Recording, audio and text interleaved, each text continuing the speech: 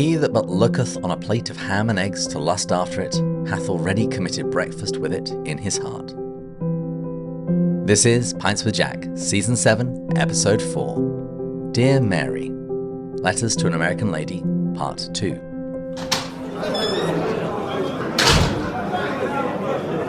Dear Pints with Jack listeners, thank you for downloading this episode of Pints with Jack, the podcast where we discuss the work of C.S. Lewis. This season, we're reading some of Lewis's letters, which have been brought together in several different collections.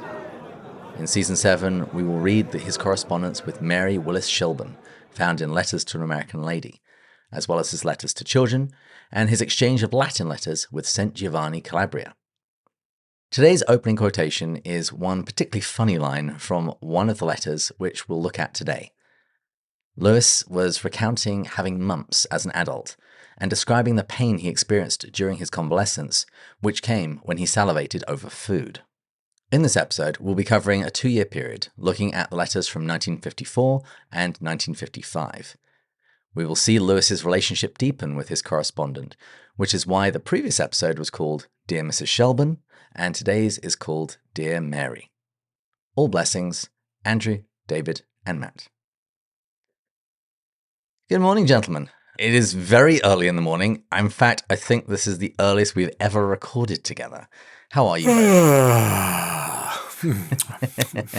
This is a little late for me. About 4 hours after I wake up. Wow. Yeah, me too. Alexander has been waking up at between 5 and 5:30 for most of this week. Isn't it lovely? Ugh. Yeah. So you guys are fans of what Lewis calls the small, dewy, cobwebby hours of the morning. He didn't have a toddler to deal with. I think I have an old roommate that when I was in New York who put it to the test of seeing if he could really become a morning person. And I am kind of convinced there's a group of people that you can just switch between, but there are certain people that are just night people. Full stop. He tried the whole get up early for months, like really gave it a fair old college try. And he'd rather work from like 10 p.m. to 2 a.m. and then sleep. And that's when he was most efficient. And for me, it's like 5 a.m. to 10 a.m. is my most efficient time of work. Well, it depends on what your occupation is, you know. Yeah. Coder, True. drug dealer, vampire. Spider-Man, Batman. The worst part of teaching high school was I had to be at my desk by 7:30 every morning. And I just, in a perfect world, I would have, prep until noon and then actual work from noon till about, 7 or 8. And yeah, I'm a morning person between the hours of midnight and 2 a.m. The answer to your question of how I'm doing, I feel like I need to share because I have a feeling my girlfriend will listen to this at some point.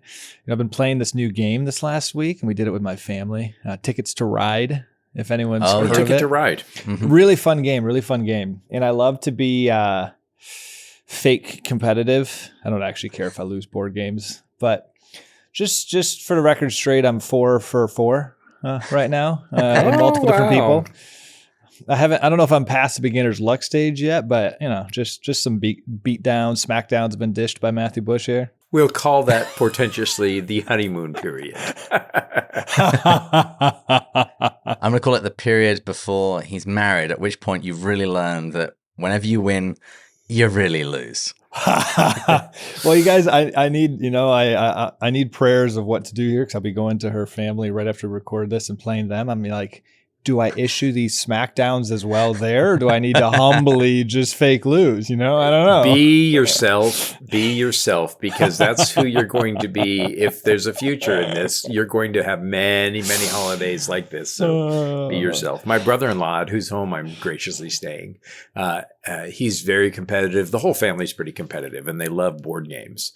One of the great innovations that he has is he buys these, big batches of little golden plastic trophies.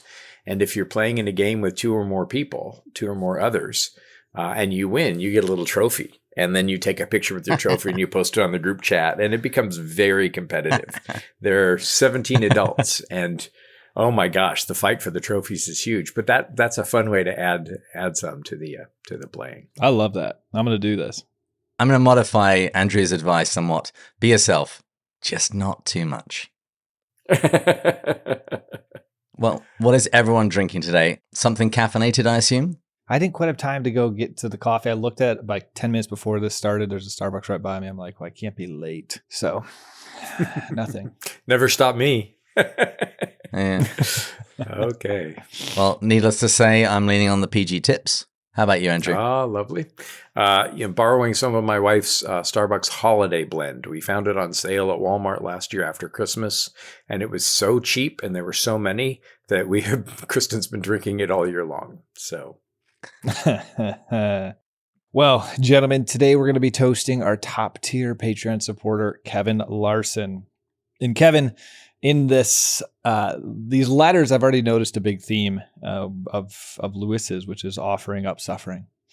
And so in any season of life where you might have suffering or struggle, may you offer it up to the Lord and recognize it's an invitation to complete and utter dependence on Christ. Cheers. Cheers. Cheers. These are pitiful cheers. Didn't a review once say to David that you have to fix that for him to fix his review?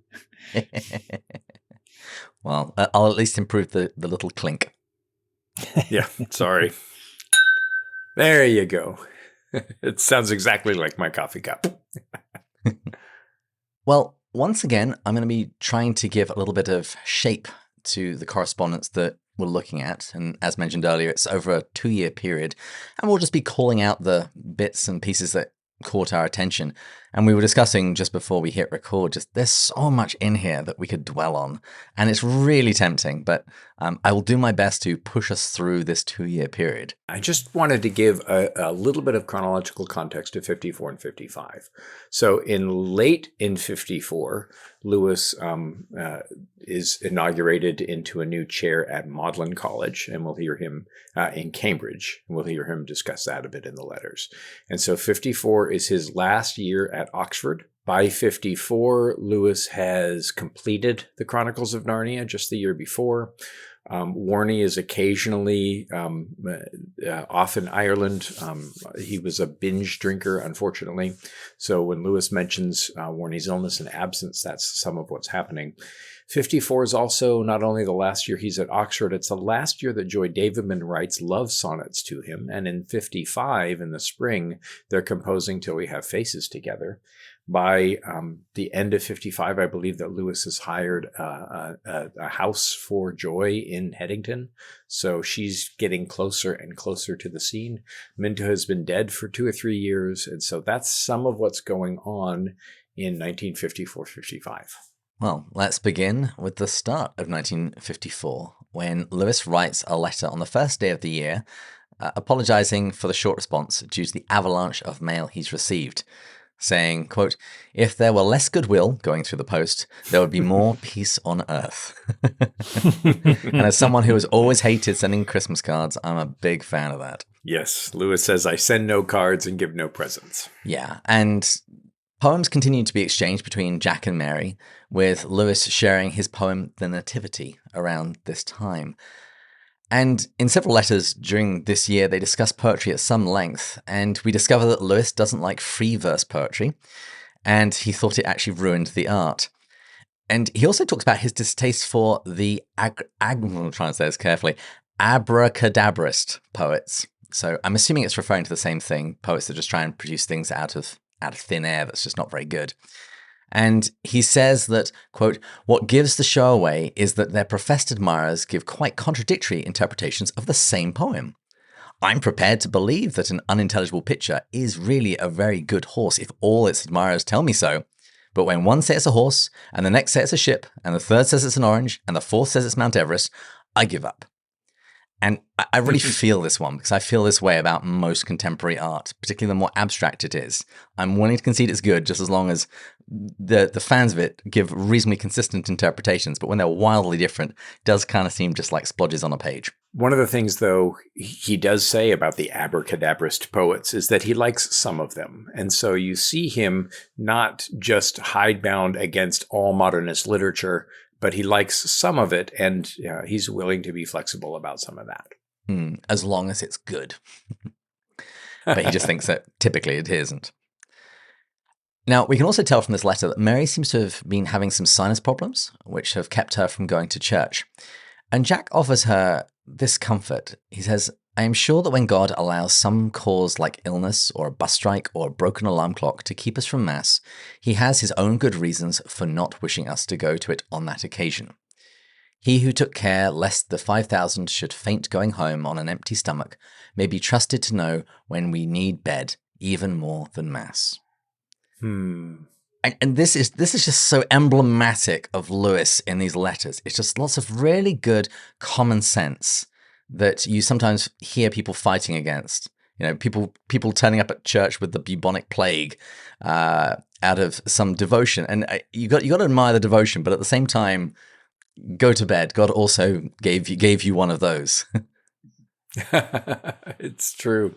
Well, and as I was reading these letters, I was struck by, of course, this was my first adult Lewis book. And I often give credit to Surprised by Joy. But I also, as I'm rereading these, it's like, oh, there's just so much practical good sense, so much deep wisdom about living the Christian life. And I love that. I love the sensibleness of it. And I love how he talks about staying in bed. I think there's some blessing to that. I lie down and fall asleep at once, for in the Lord I dwell secure. It's in the Psalms.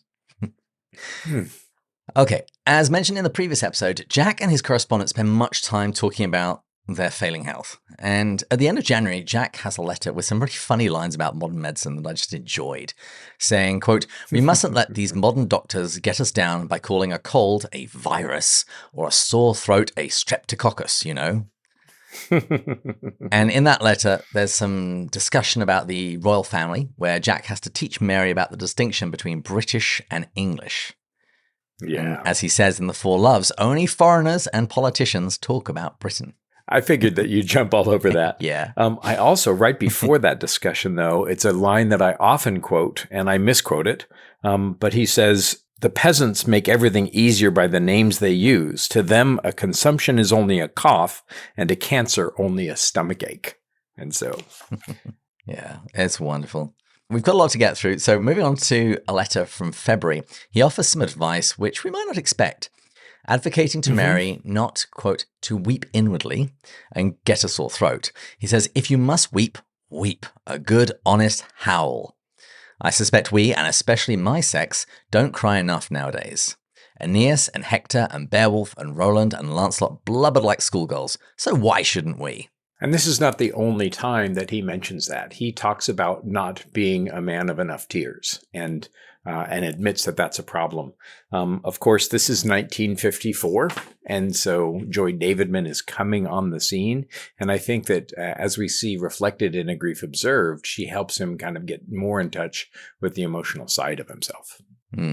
Although I do think he was very much prepared from his Greek and Roman literature. And he says very similar things in The Four Loves about when you read how these men wrote. Right. It's like, this isn't the stereotypical manhood that we expect today. Yes.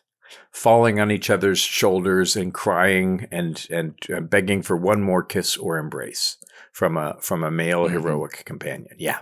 Now, with the first letter in March, in the addition to housing our quote of the week, we find that C.S. Lewis just didn't understand jerks. And Matt, you had some thoughts on this, didn't you? Well, ironically, even though he probably does say that, I don't have the full letter in front of me, I think he understands jerks like to a T perfectly. And I thought his comment here where he says, that makes me think it comes from insecurity. A dim sense that one is nobody, a strong determination to be somebody, and a belief that this can be achieved by arrogance. It reminds me of Henry Nouwen in Life of the Beloved. He talks about how when we don't live from the state of the beloved and we think we're worthless, we develop pride to overcompensate for that. So he actually kind of makes the argument that insecurity is even a deeper thing than pride, of the root of all evil. Like the more insecure we are, the more tendency we have towards pride to mask that insecurity. And so I love that wisdom. I think we can see that in ourselves to varying degrees. And I think we can see that in other people. There's a beautiful part. His solution, if we encounter it, is a lot of wisdom in this as well. He goes, I must encourage you to go on thinking about her or him, whoever it ends up being, That after all is almost the greatest evil nasty people can do to us, to become an obsession, to haunt our minds. A brief prayer for them, and then away to our other subjects is the thing, if one only can stick to it. Like I thought, when you recognize that their arrogance that's coming at you shouldn't, one, shame you or make you feel bad, like don't think about it. It's nothing to do with you, it's to do with them. And then two, offer it up in prayer. Realize that this is a person hurting and suffering as well. I just think there's a lot of wisdom. Now, I don't do this in real time. Instead, I attack back typically, but it's something to strive for. Absolutely. And he mentions it later, that somebody who is being really terrible to Mary Willis is probably somebody who's deeply hurt themselves. I will say that the dim sense that one is nobody, a strong determination to be somebody, and a belief that this can be achieved by arrogance makes a perfect flipped formula. And so, especially in light of the love of God, I mean, this sounds like what I preach every week. A strong sense that one is somebody, an attenuated or a weakened determination to be nobody, a belief that this can be achieved by humility, right? If we understand our somebodiness, our personhood, the love of God that I saw a quote earlier, I think David might have, our belovedness. Yep. It's like a daisy being watered by a tsunami. I think I saw a quote somewhere. And if we understand the overwhelming love of God for our person, that would make us less interested in being a somebody, and then more quick to show humility. And he talks about humility and humiliation later on too. So just such practical good sense. Mm. And in a letter at the end of March, we see Jack and Mary move on to a first name basis. Matt, this was another letter that you put in the notes that particularly jumped out at you. What do you want to say about it? Well, this kind of goes to a concept that I love, which is redemptive suffering. It's amazing. I'll just say this high level too before reading it, how often in here he talks about, and it's probably because Mary is going through a lot of suffering consistently. And so he's constantly talking about connecting this to Christ's suffering, but then the hope, this one's not in this section, but then the hope of the future where he talks about like at some point this is going to end no matter what. You know, maybe it ends here in a week, maybe it ends in a year, maybe it ends at death when you enter into heaven, but so no matter what, it's going to end. So here he said, it is at any rate a form of suffering which we can try to offer in our small way, along with the supreme humiliation of Christ himself. There is, if you notice, a very great deal in the New Testament about his humiliations as distinct from his sufferings in general. And it is the humble and meek who have all the blessings in the Magnificat. One must never be either content with or impatient with oneself. My old confessor used to impress on me the need of the three patiences: patience with God, with my neighbor, with oneself. No, that's marvelous. And in around this time, I think a couple of years earlier, Lewis writes in Joy Davidman's copy of Lewis's second best book, The Great Divorce, that there are three images I must continually forsake and replace with better ones: my image of God, my image of my neighbor, and my image of myself. So you hear this idea echoing through. His confessor, by the way, for the record, was an Anglican priest named Father Walter Adams, and he went to St. Mary Magdalene, or Magdalene maybe they pronounce it, St. Mary Magdalene Church, right by the Martyrs Memorial in Oxford, just a few steps from the Eagle and Child. I love this. We should mind humiliation less if we were humbler. There's a goal to shoot for. That's a good quote. In April, we have a short note saying that because it's Easter, he has a ton of mail, and he's actually even bold enough to ask Mary not to write him during the holidays, which I was a little bit surprised at, but quite impressed by, in fact.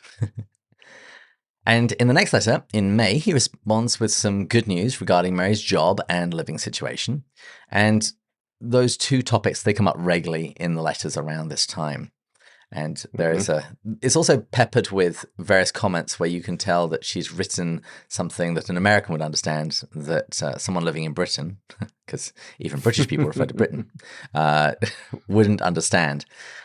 He says, he confesses he doesn't know what a penthouse apartment is. And then in the next letter, he says that he's finally caught up with his backlog of letters, but it's now examination period in Oxford, and that's taking up all of his time. And he says, I shall become human again at about the end of September. And Matt, you had some strong feelings about this. I want to talk about these.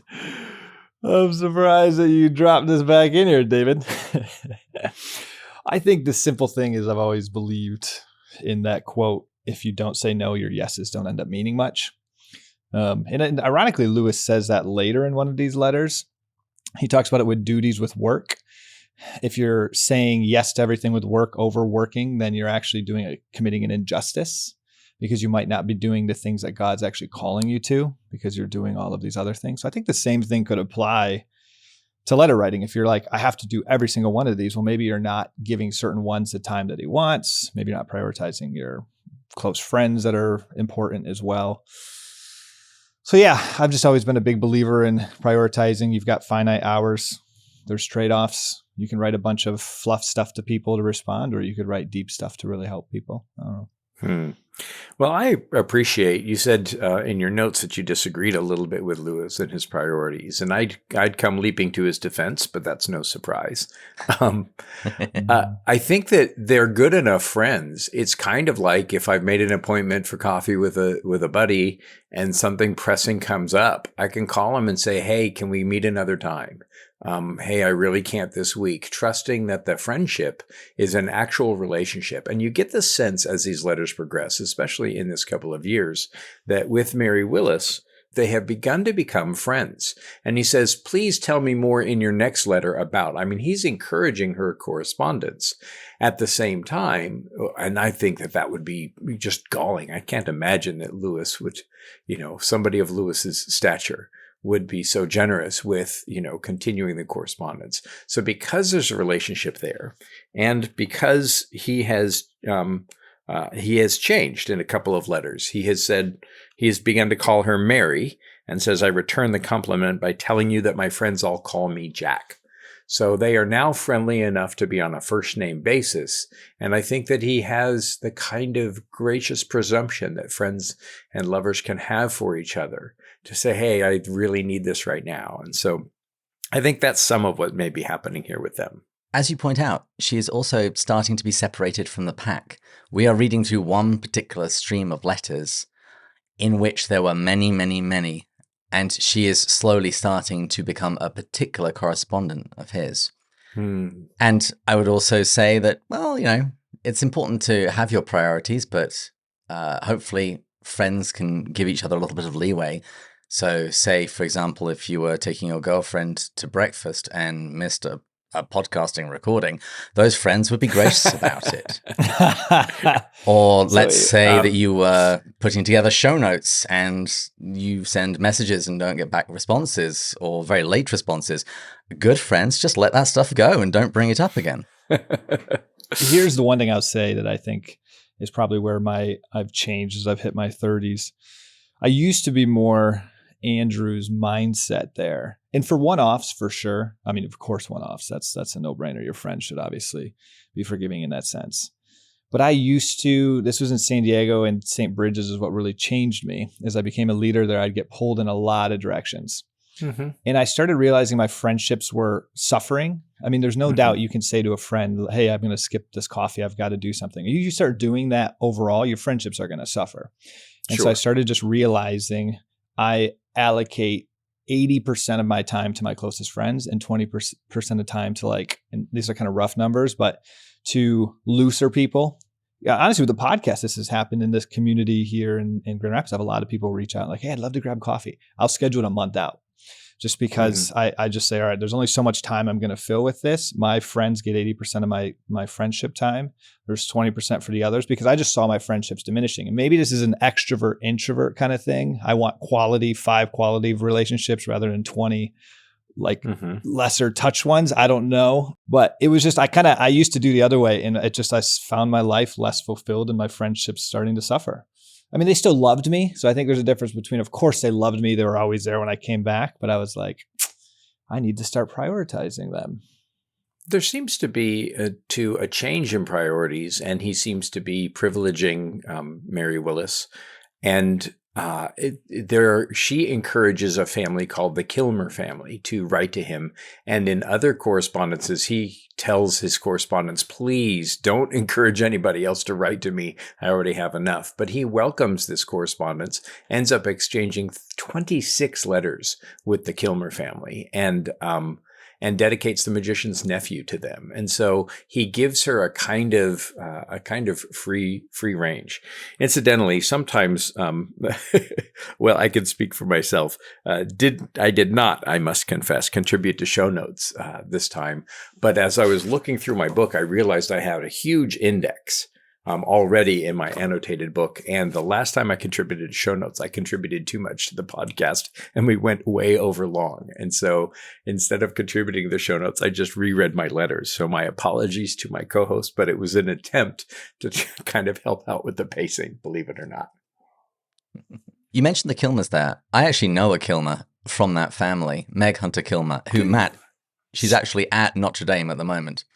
Wow. She's, Remember I got her signatures for her books. She wrote the Saints books. Yeah.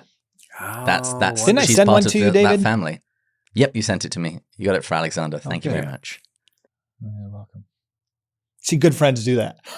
Their grandfather was Joyce Kilmer, a man who wrote the poem, that I shall never see a thing so lovely as a tree. And we'll actually, listeners, hear a lot more about the Kilmers because there are so many of the letters to children in there. And most of the children that Lewis wrote to became great artists and novelists and poets themselves. Okay, let's push forward. So September rolls around, and while Jack might be human again, as he promised, he says, I just got back from my holiday in Donegal yesterday to the usual pile of letters, which makes one wonder if holidays are worth it.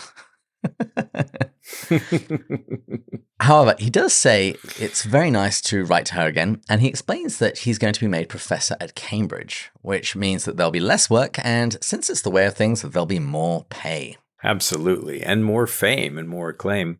Before he mentions that, though, he talks about, he says this very wise thing. She's complaining about the lack of religious education. And he says about that lack, of course you must be grieved, but remember how much religious education has exactly the opposite effect to that which was intended. How many hard atheists come from pious homes? May we not hope with God's mercy that a similarly opposite effect may be produced in her case, so a secular education may produce faith, and that's certainly what happened for me. But the kind of wisdom and gleeful insight that Lewis has, just, again, astounding to me. I also loved in here how he says parents are not providence. So piggybacking off of what you just said, Andrew, there's a hope in that of course, we all need to do the best we can. Of course, we need a desire to bring Christ, but we're all going to screw up. Let's just be honest. We're going to prioritize something in the wrong way. We're going to do something wrong. And sometimes it can be, you can almost have this like deep pressure. Well, if my kids screw up, it's like my fault. Ultimately recognize that we're not providence and God is working in their lives, and he can use good intentions. He can use bad intentions. He can frustrate our bad intentions. And so I really loved that. And I think you can also see it with other individuals in life. Like you can see other people in tougher situations and realize God can use those tough situations to bring the most beautiful stuff out of it. Absolutely. Moving on, there is a letter in October discussing fairies and leprechauns, which is kind of hilarious. I would love to dwell on it, but we have limited time. But it's also here, actually, that he recommends to learn a language by getting the foreign language version of a book you have in English. And he recommends the Bible. Absolutely. And actually, this is what I did when I was cramming Spanish. I had the Psalms side by side in English and Spanish. And it's amazing, actually, how quickly you get proficient in a language when the text itself is familiar. And in this letter, Jack very thoughtfully includes a French version of The Lion, the Witch, and the Wardrobe, which I have actually also bought my wife when she was cramming some French. Oh, lovely. Well, and that's part of why the Bible, the Latin Bible is written, the version is called the Vulgate, because vulgar, before it had a really negative connotation, simply meant common. And the Latin in the Vulgate New Testament is the common Latin. So if you're ever trying your hand with Latin, it's not a bad idea to pick up a favorite gospel passage or some biblical passage you're familiar with, and give it a try in the Latin. Are you showing us the French version, David? Yep, this is actually in my bookcase because I ended up getting two of them. Yes, Le Monde de Narnia, Le Lion, La Sorcière Blanche et l'Armoire Magique. Doesn't sound as good. When I was in Romania, they had a beautiful, fully colorized version of the Silver Chair, which is part of what I preach from, and so nice to see those versions getting out. In the next month's letter, it seems that Mary did actually know French, and Lewis says it'll learn you to practice mock modesty another time. But he speaks about his rheumatism, saying that it's not that bad, but that it makes his left foot quickly sore. He's also sad that he has to diet because he's been getting fat. And he comments that perhaps having to fast for medical reasons is a just punishment for not having fasted enough on higher grounds. I read that to Kristen this morning, and it made us both laugh out loud. He mentions again his upcoming new post at Cambridge, pointing out the differences between the Oxford and Cambridge colleges. I just thought it would be a good idea just for our general C.S. Lewis knowledge to fill that out a little bit. Could you enlighten us, please, Andrew? Absolutely. So the Mary Magdalene, the word is pronounced Magdalene in Oxford, mostly because of its Latinization. And Lewis was a member of Magdalen College as a tutor for 29 years. Magdalen College is just down the high street from University Church of St. Mary the Virgin, and actually down the street from University College. Lewis was a faculty member of Magdalen College, and then when he was elected a professor only has to give lectures and write books. A Don has to do both and also take students for tutorials. So Lewis, as a Don or a fellow, had much more work for much less pay, as he said. When he gets the invitation to a professorship, they actually created a new professorship, and there were very few professors in Oxford. So they create and at Cambridge. They create a new professorship for Lewis. They combine the departments of medieval and Renaissance literature and create a new chair or a professorship. Lewis turns them down because he was afraid that he would have to move to Cambridge, and he didn't want to leave Warney. And he was troubled by, Warney's struggles. And so he turned them down. They offered it to their second choice, Dame Helen Gardner. But Tolkien was one of the electors. Even though he was an Oxford man, he was a professor of medieval literature. And so he was one of those involved in the decision.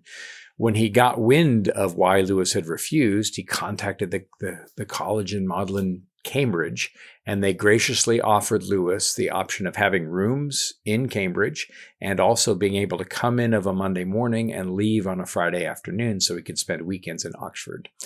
When Helen Gardner heard that was Lewis's position and he was now interested after refusing it, she graciously withdrew. She actually wrote a beautiful eulogy for Lewis. And so Lewis became a professor of medieval and Renaissance literature at Magdalen College, Cambridge, and that Magdalen is spelled with an E. In his correspondence, he often says, it's nice to have the same patroness. He mentions something about that in this letter. He says, I think it saves admin work in heaven that St. Mary Magdalene was his patron and watching over his career. In 54, he gives his inaugural lecture, De Descriptione Temporum, which is still one of the best things that Lewis wrote. It's not very long, and there's even a recording of it, of Lewis's own voice. Joy Davidman was there, sitting in the front row at the lecture. And then in 1955, in January, he took up the post and began doing his lectures there. Yeah, here's the passage that he says about St. Mary Magdalene in this letter. She must by now understand my constitution better than a stranger would, don't you think? The allegorical sense of her great action, and this is a reference to Matthew 26, Mark 14, and Luke 7. The allegorical sense of her great action dawned on me the other day. The precious alabaster box which one must break over the holy feet is one's heart. Easier said than done, and the contents become perfume only when it is broken. While they are safe inside, they are more like sewage. All very alarming. And part of what I love about this is the ecumenical Lewis, who is willing to talk about the saints with a Roman Catholic, as Mary Willis is. And they understand each other quite well. Yes, the contents of one's heart are only become perfume when they're broken to lay at Jesus's feet. I wish I knew that truth much better.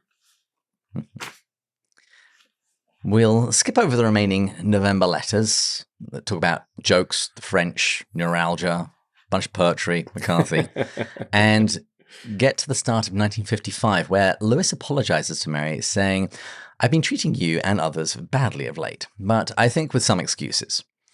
He talks about visitors, moving offices to Cambridge, Warney being sick, burst water pipes, his own illnesses. But he says, "You have never been absent from my prayers, so try not to be hurt by my silence." This is a subject that you brought up earlier, Matt. Do you have any further thoughts? No, this one I was just going to point out something different of, it's just a really good example of Lewis's concept of love your neighbor as yourself. Remember how he describes loving yourself first, which is we're quick to forgive and quick to create excuses for bad behavior. And here he's just stating it and said with good excuse. So I just thought it was a good example of him living out what he kind of says. And then obviously his whole point is he recognizes it himself. You need to do that for others. Quick to forgive, quick to create excuses. Well, and again, he implores her not to write during the holidays. And I think that that's just bare courtesy for a friend. I know that I get pretty busy in the holidays myself in my profession. So I can appreciate that. Lewis writes her again at the end of February, and he's a little frustrated that she sent him a letter the day before going to her doctor's appointment, meaning that he knows it's all about to happen, but he doesn't know the results. If she just waited a day, she could have told him. This letter, though, is interesting since he then goes on to talk about prayer when one is ill or overtired, suggesting that he doesn't think we should try and keep our normal prayers during that time. Although he does point out that this is advice that he wouldn't give to a beginner. So he clearly thinks highly of her, the fact that he thinks that she should take this advice since she's not a beginner. And he then has some great discussion about building what he calls punctilious systems of law regarding our spiritual lives. And he says that it's a dangerous thing to do because it can either raise scruples. If you are always by the book, you can then start becoming over-scrupulous. Or, he says, it can give one a spuriously good conscience. Basically, if you've fulfilled all of your rules, then that must mean that your conscience is clear. And he notes, I referenced this earlier about, if you're sick, stay at home in bed. And he brings it up again here. He says that those who stay away from Mass at the bidding of a doctor are just as obedient as those who go. And of course, he says the presence of God is not the same as the sense of the presence of God. I'll add to what you said, David. I would not say, he said, I don't think we ought to keep up our normal prayers when we are ill or overtired. I would not say this to a beginner who still has the habit to form.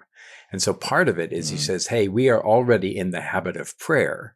And so taking a break from that is not necessarily a bad thing, especially when the body is troubled. And so if we're not in the habit of prayer, it's perhaps the best thing to keep up our prayers if we're feeling a little sick, to know that praying should continue regardless of circumstance. So once again, I love how Lewis makes such distinctions, careful distinctions about the Christian life. That's helpful to me. Well, the perfect analogy of that is the person that's really good with diet and exercise, then they go on vacation for a week.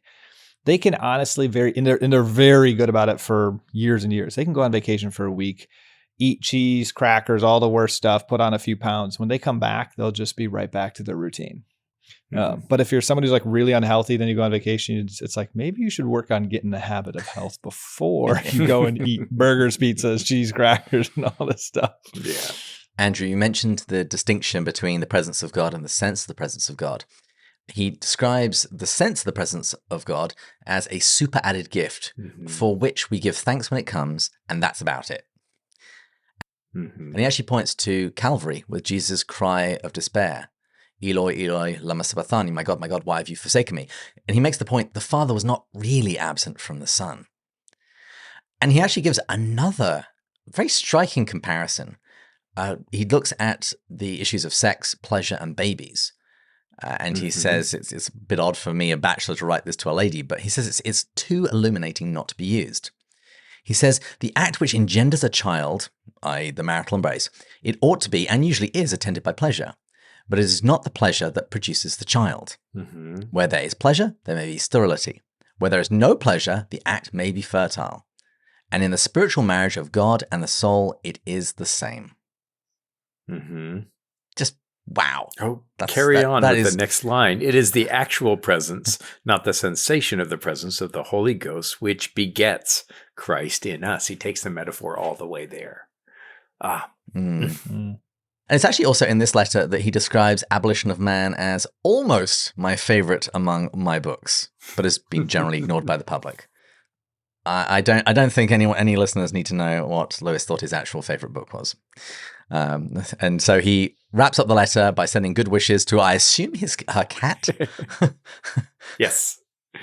But there's a commonality between Abolition of Man and that other book, which may not be mentioned. I think part of why he likes a book is when it's largely overlooked by the public, because that's something that he mentions about that other book as well, as Abolition of Man. But yes, he is, what does he call himself? I am very cat-minded. Which is kind of funny because you've just said that he was always rooting for the underdog, but yet he is very cat-minded. Yes. He's got a great metaphor about that later on in the next letter. Yeah. Oh yeah. We're definitely talking about that. Because we find out in the March letter that while life is still hard, the results of Mary's physical examination, they seem to have been good. And he has some very funny comments about Americans thinking about health and going to the doctor far too often. And he actually mentions his friend, the Catholic Dr. Havard. And then he makes some comments, which, Matt, I think you're going to want to nerd out about. Incidentally, listeners, This is the letter on page 37 and 38 of most editions, and it's from 21/3/55, which means March 21st of 55. Yeah, Matt, what did you have to say about this? Well, he says, but my cough does get better after I've been taking cough mixture for a day or two. He replied, yes, because you don't start the mixture until the cough has become a real nuisance, which means until it was reaching its peak, after which it would have gone away in about the same time whether you had taken the mixture or not. Now, I'm not going to actually get into an argument of whether cough syrup works or not. I'm not a doctor. We are not giving people medical advice. I want to make that very clear. My lawyers insist that we say that. Yes. Well, and even Dr. Havard's medical advice was not very reliable for Lewis. But I loved this book that I read, and ironically, actually, while I was at Oxford, Fooled by Randomness, a book by Nassim Taleb. And I just love statistics. And if you just think of the normal distribution, the whole book is about how there's so much in life that can actually be explained by the random mean reversion of a distributional outcome. And so, for example, he gives this thing where coaches are like, well, it's whenever I yell at a player really harshly after they screw up really badly that they start to do well. And he goes, it's not because you're yelling at them. It's because that was a very outlier bad outcome of theirs. And that pushed you to argue or yell at them. And if they're a good player, they're going to end up reverting back to their mean. And so you're just choosing an outlier and you're acknowledging it and then not realizing that they were going to come back anyways. So it's the same thing here. I've always loved that. And there's just so much in life that if you just realize we're just going to end up mean reverting, and you just let that kind of happen. It's a good book. I think you should always be kind when you revert and not mean revert, but that's just me. Well, ironically, you know what? If you take that basketball example, or he uses even in the Air Force, this admiral that he talked to would do the same thing. Yeah, you can probably be kind, and since a mean revert is going to happen anyways, we'll just call it kind revert. No need to be mean at the outliers. And then you'll get thanked for bringing that person back into line with kindness when they would have done it anyway. He then closes out with some fun banter about cats and dogs having consciences, but saying that the dog, being an honest, humble person, always has a bad one, but the cat is a Pharisee and always has a good one. When he sits and stares you out of countenance, he is thanking God he is not as these dogs or these humans or even as these other cats. The dogs are the tax collectors, and the cats are like Pharisees. Fantastic. Mhm. I love his sign off here too. Yeah, he signs off with Oremus pro evicem. He says, as you people say, i.e. Catholics, because this is Latin for let us pray for one another. Yes, and that's a phrase that he uses. I looked it up. He uses it with most of his Catholic friends, his Catholic clergy friends. So Father Peter Millward and Dom B. Griffiths, Oremus pro invicem, and he uses it in the Latin letters as well. Let us pray for one another. And so is that a phrase in the Latin Mass? I ask my Catholic brethren. No, Okay. I don't think so. I think it must All just right. be a more common Latin phrase that was known to people at the time. Yeah. People who have more knowledge, write to me, tell me if I'm wrong. Yeah. The next letter offers some encouragement about Mary's upcoming operation, but you had something to say about the letter in April, Matt. Yeah, honestly, I just wanted to read this 2 sentences because I thought it was really beautiful, or 3 sentences. Fear is horrid, but there's no reason to be ashamed of it. Our Lord was afraid, dreadfully so, in Gethsemane. I always cling to that as a very comforting fact. I think we can feel a lot of shame around fear and like we're weak or we're not courageous, we're not brave. And it's like, no, we're allowed to be afraid in life. Courage isn't the absence of fear, it's the fortitude to go through with something that you're afraid of. Mm-hmm. Right. Well, and I think that that's part of what Lewis refers to both in The Weight of Glory, but also in Screwtape Letters, that acknowledging that fear may be the cross that I am to bear today. But as in all things, especially all terrible things that we have to endure, our Lord has gone before us, and our redemption is contained in his fears. And our own fears can be a way of participating in the sufferings of Christ, knowing that our fears, even themselves, while most of our fears will not come to be, even the fact that we must bear them is a gift from God, and we can receive that with gladness. It helps us to be more like Christ. And then there are then a bunch of letters, which I think we can pretty much move very quickly through. Just a few things that I wanted to highlight. Just some nice turns of phrases. He talks about a chapter of obstacles, which has kept him from writing back. He describes, in a discussion they're having about poetry, that Mary is a fellow rhymester. So I'm assuming that he means that she also likes poems that rhyme rather than free verse. And in his July letter, he describes the photo from Time. I'm assuming this is the Time magazine.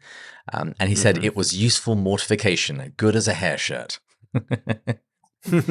And he also references several books that he wants her to read. St. Francis de Sales, who she almost certainly would have read anyway, but also William Law's book. It's called A Serious Call to the Devout and Holy Life. I haven't read it. Have either of you two?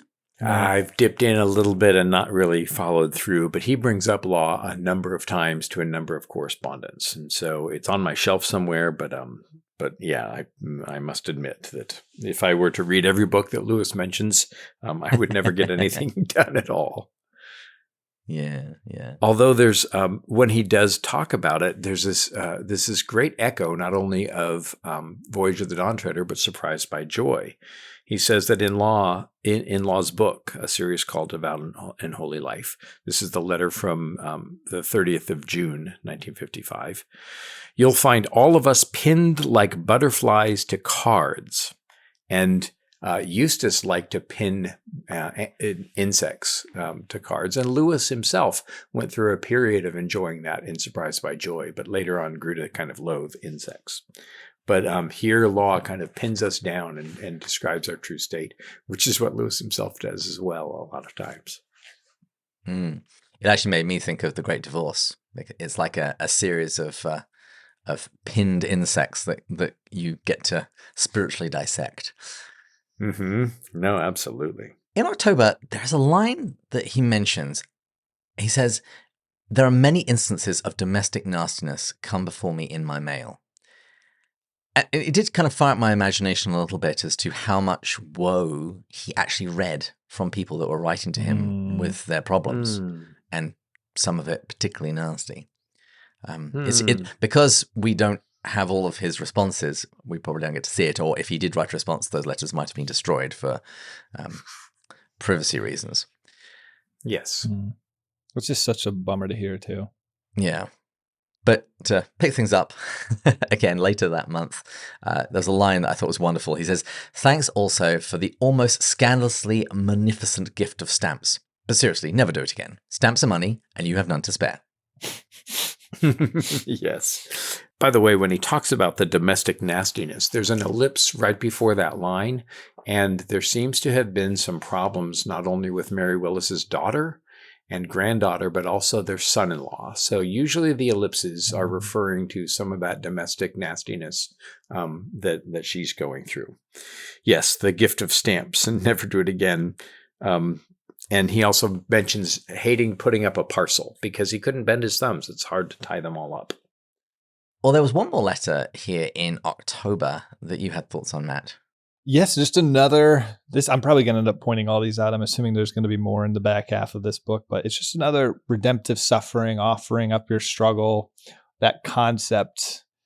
And he just says, this letter was, she must have sent something with a lot of troubles, because he starts out, deepest sympathy for all your complication of troubles. Mm-hmm.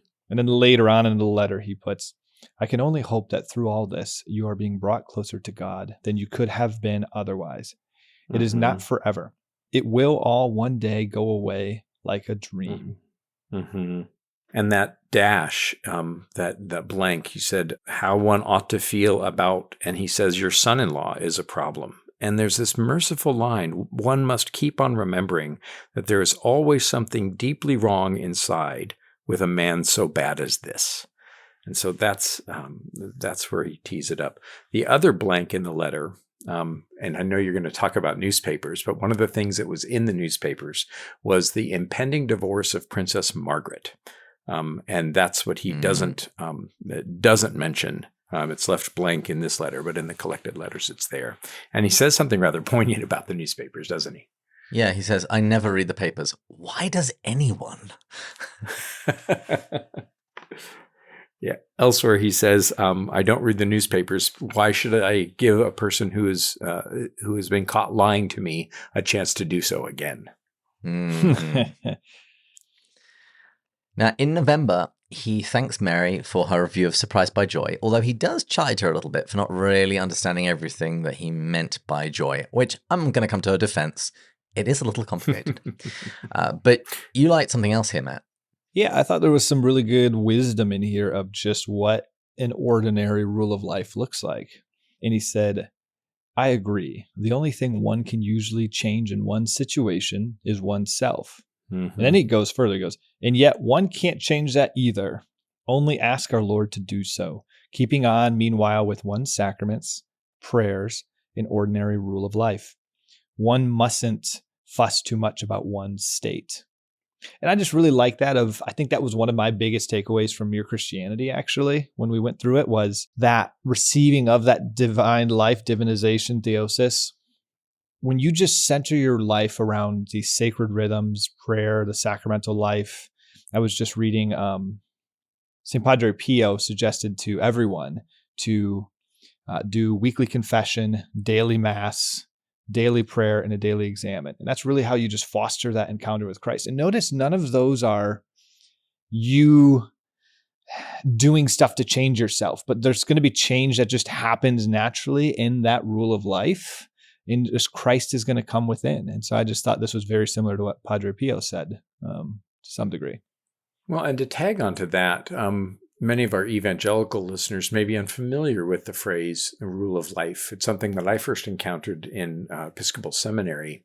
It's really not that much different than what we all do about our religious practice. But to establish a rule of life is to kind of write down kind of my goals about how I'm going to live. And so some of the things that may be involved is I'm going to read a chapter of the Bible every day. I'm going to pray 3 times a week or pray every day. I'm going to tithe. I'm going to attend church regularly, but also I'm going to take a Sabbath time, or I'm going to take some time to read a new book every day. Or it doesn't have to be just about my religious life, but it's to look at one's life, realize that our time is finite, and set down as goals the kinds of things that I want to do. I'm going to say yes to every dinner invitation from a friend, from this circle of friends, or something like that. I'm not suggesting any hard and fast rules. Lewis is assuming that she knows about a rule of life, but that was a new concept to me as an evangelical when I first came across it. So it's kind of sitting down what I want my life to look at, and that gives me something to guide myself. Certainly rules of life can change during seasons, but it's a good thing to kind of have a goal about what are going to be my priorities.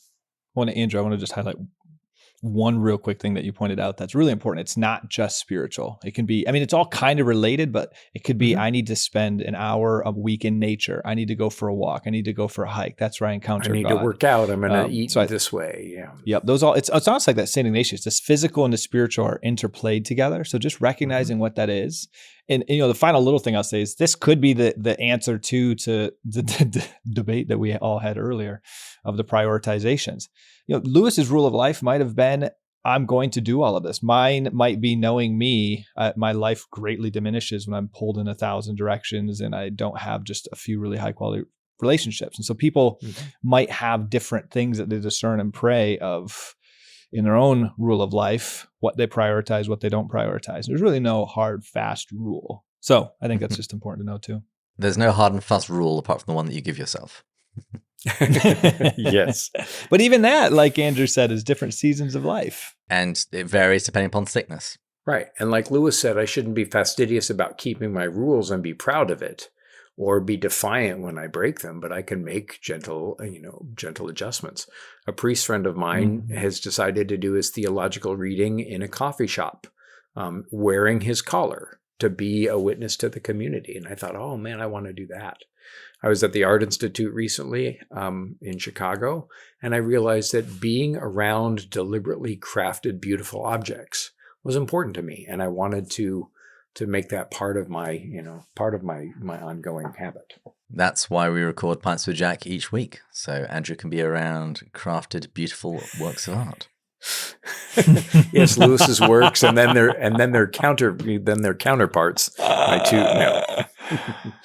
Hey, even beautiful pictures need a frame. But yeah, and I just want to circle back to something that you said there at the end, Matt. The point of a rule of life is really asking the question, what do you want your life to look like, and being purposeful about it. And I want to circle back to something you said, Matt, particularly when it comes to religious devotion. It's not about earning, but putting yourself in proximity of holiness. And you alluded to mere Christianity. And I think this is the quotation which sums that up for me, where he says, if you want to get warm, you must stand near the fire. If you want joy, power, peace, eternal life, you must get close to or even into the thing that has them. Yes. And that was like the greatest truth to myself a little bit, because there's a deep temptation in life for me to look at my vices, to do like, I think it's Thomas Jefferson, to look at my vices and to try to work through them one at a time, look at my virtues, try to add them in. And I'm not saying you can't try to do some of that in your life, but in the end, if you just look at Christ and you just spend time with him, I think you'd be surprised how little you need to think through the other stuff. Like if you're going to daily mass, you're doing a daily exam, and you're meditating on spiritual readings, you're doing prayer every day, I think it's going to be pretty hard for the vices not to diminish and the virtues to go without you even like focusing on it. Like Edmund, if your life is full of white witches and nasty dwarves, just keep your eyes on Aslan. Yes, that's exactly right. Or when Peter's sinking in the water because he takes his eyes off of Christ. Yeah. This next letter is so rich, isn't it? Yeah. I'm glad we're ending with this one. Well, yes, this is the last one we'll look at in any depth, because things seem to have taken a turn for the worst with Mary's situation, and Jack laments that he's not legally allowed to send money to America, and he speaks about a friend that very nearly got into trouble for doing just that. Well, and I wanted to read here. I'm just going to read this in its totality as we're wrapping up. But it connects again to this whole offering it up. In this case, it's more of the struggling and a dependence on God, but all very related. And this jumped out this entire episode. For it is a dreadful truth that the state of having to depend solely on God, like solely, where you're at, like in her case, like true struggling financially, is what we all dread most. It's a strong statement. We actually dread it. We pretend we want it, but we don't really want it. And of course, that just shows how almost exclusively we have been depending on things.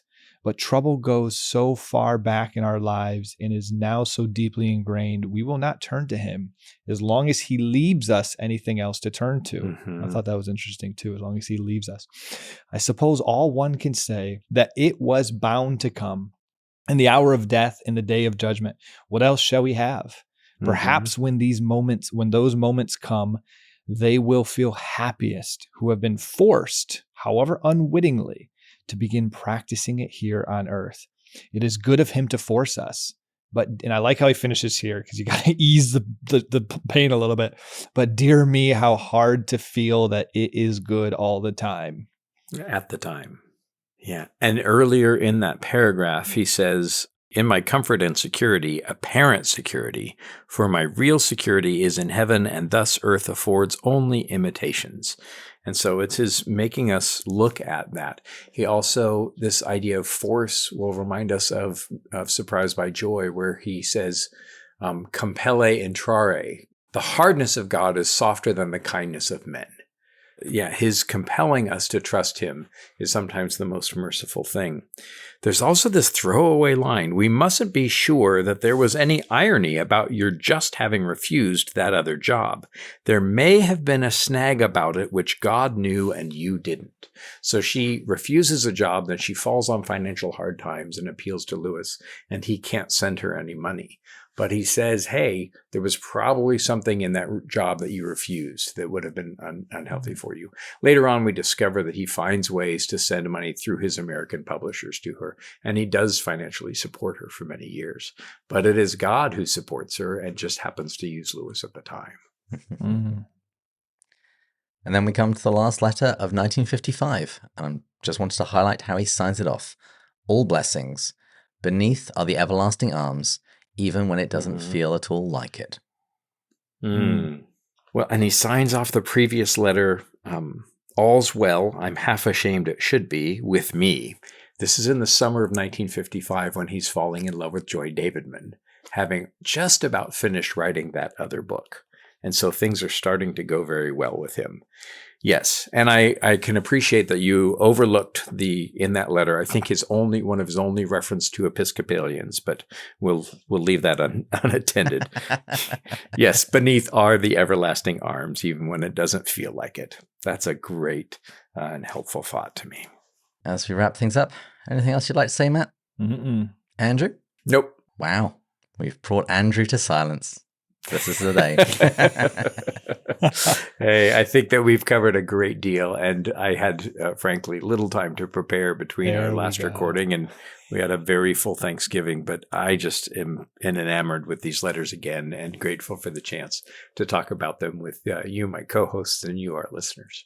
The sculpted works of art we heard referenced earlier. Yes. Well, in the next episode, we're going to be discussing the letter that begins on the 8th of February, 1956, and we will be going on from there. Probably about another 2 years, that's my guess. But I hear the call for final drinks. Something's apparently wrong with our bell. But we'd like to thank our sound engineers, Taylor and Sarah, our Pints for Jack intern, Julia.